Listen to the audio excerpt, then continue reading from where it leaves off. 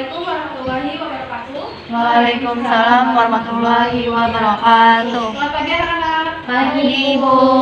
Gimana kabarnya hari ini? Alhamdulillah luar biasa. Allahu Akbar. Oke, alhamdulillah kabarnya sehat semua ya.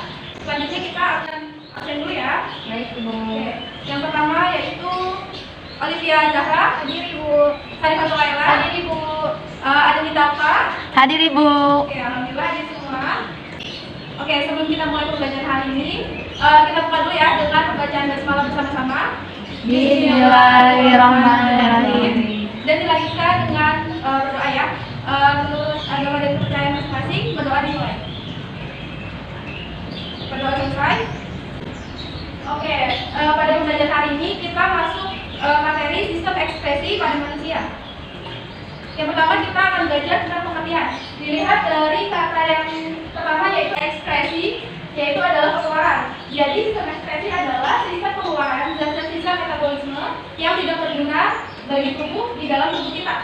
Ada yang tahu dalam tubuh kita mengeluarkan apa aja?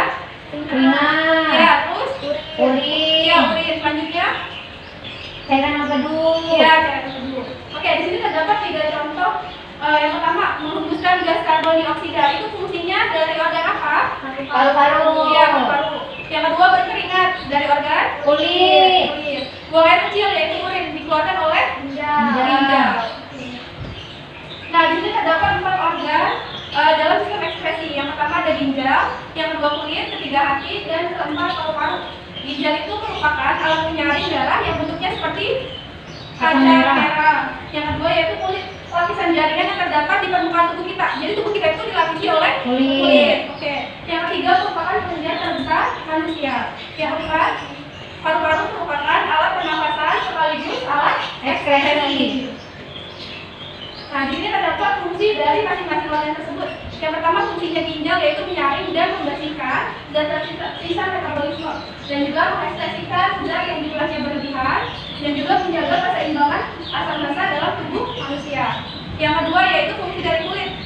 Yang pertama adalah mengeluarkan keringat, yang kedua pelindung tubuh, yang ketiga mengatur suhu tubuh. Selanjutnya adalah fungsi hati, menyimpan gula dalam bentuk glikogen, mengatur kadar gula dalam darah dan membuat fibrinogen serta trombin.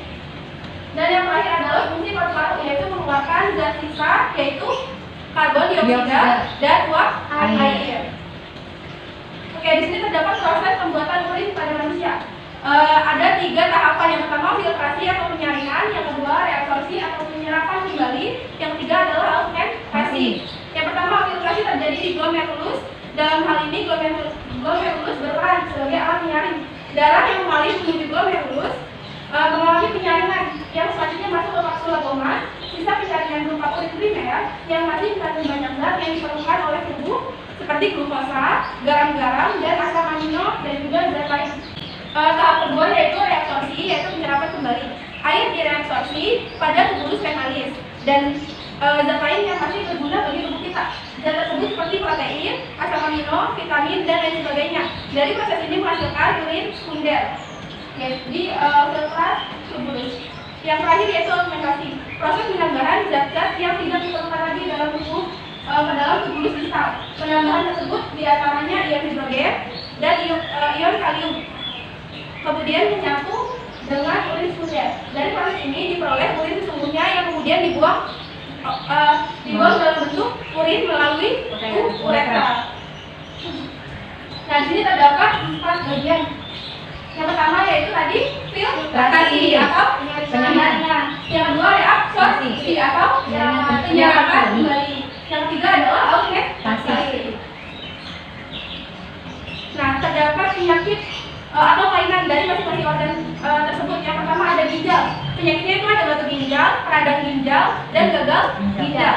Yang pertama batu ginjal ini terjadi karena adanya endapan garam kalsium dalam ginjal. Yang kedua radang ginjal terjadi karena adanya kerusakan nefron, khususnya glomerulus yang disebabkan oleh infeksi. Yang ketiga yaitu gagal ginjal. Salah satu ginjalnya tidak berfungsi. Manusia memiliki berapa ginjal? 2. Jika salah satunya tidak berfungsi disebut gagal ginjal. Oke. Yang kedua yaitu kulit. Kulit ini memiliki penyakit juga ya. Yang pertama biduran. Ada yang tahu biduran? Gatal-gatal. Ya, gatal-gatal bintik-bintik di kulit disebabkan oleh berdarah dingin, alergi makanan, dan juga alergi obat. Yang kedua ringworm, yaitu infeksi jamur. Yang ketiga kanker kulit, yaitu penerimaan sinar matahari secara berlebih. Makanya kita kalau misalnya keluar dianjurkan menggunakan baju yang panjang. Kalau misalnya keluar baju kita menggunakan sunscreen. Oke. Yang ketiga yaitu hati. Hati ini memiliki penyakit juga ya. Yang pertama hepatitis. Peradangan pada hati yang disebabkan oleh virus. Hepatitis ini ada 3 jenis ya, hepatitis A, B, dan C. Yang selanjutnya adalah penyakit kulit disebabkan oleh tersumbatnya saluran kedu yang mengakibatkan saluran kedu tersebut tidak dialirkan ke usus 12 jari. Oke, yang selanjutnya adalah paru-paru. Paru-paru ini memiliki penyakit yaitu asma, TBC, dan pneumonia. Oke, yang pertama itu asma, penyempitan saluran utama pada paru-paru disebabkan yaitu bronkospasmanya mengalami itu ya. Iya, penyempitan. Yang kedua TBC disebabkan oleh bakteri Mycobacterium tuberculosis. Yang selanjutnya yang ketiga disebabkan oleh bakteri, virus, dan jamur yang menginfeksi paru-paru khususnya alveolus. Nah, di dalam sistem ekspresi ini juga terdapat teknologi yang dikembangkan. Yang pertama transplantasi ginjal, yaitu terapi penggantian gagal ginjal pasien. Jadi kan kalau misalnya ginjal itu kan ada 2 ya. Nah, jika salah satunya rusak, itu bisa digantikan dengan ginjal yang masih ada di dalam orang yang masih hidup ataupun yang sudah meninggal. Iya. Jadi misalnya nih orang ini udah meninggal nih, dan dia diwasiatkan ginjalnya untuk orang lain. Jadi setelah dia meninggal, harus cepat-cepat ginjalnya ditransplantasikan. Yang kedua yaitu cangkok kulit, adalah tindakan pemindahan sebagian atau seluruh ketebalan kulit dari donor ke resipien. Jadi itu contohnya kita memiliki luka bakar misalnya ya di kulit kita. Nah, kita itu mengambil bagian dari kulit lain untuk menambal ya, contohnya itu di kulit tersebut. Kulit manusia, Bu? Iya, kulit manusia. Selanjutnya yaitu hemodialisis, yaitu cuci darah.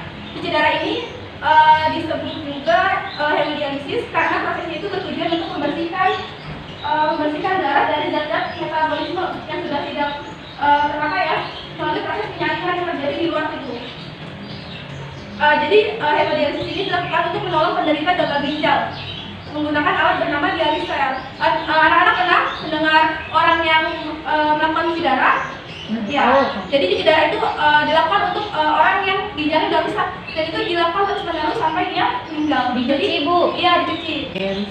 Ya, dialisel. Oke, sekian dari presentasi atau penjelasan Ibu. Ada yang ingin ditanyakan? Cukup, Ibu. Oke, jika udah cukup jelas, kita ucapkan alhamdulillah sama-sama. Alhamdulillahirabbil alamin. Ya, untuk pembelajaran hari ini tutup ya. Wassalamualaikum warahmatullahi wabarakatuh. Waalaikumsalam warahmatullahi wabarakatuh.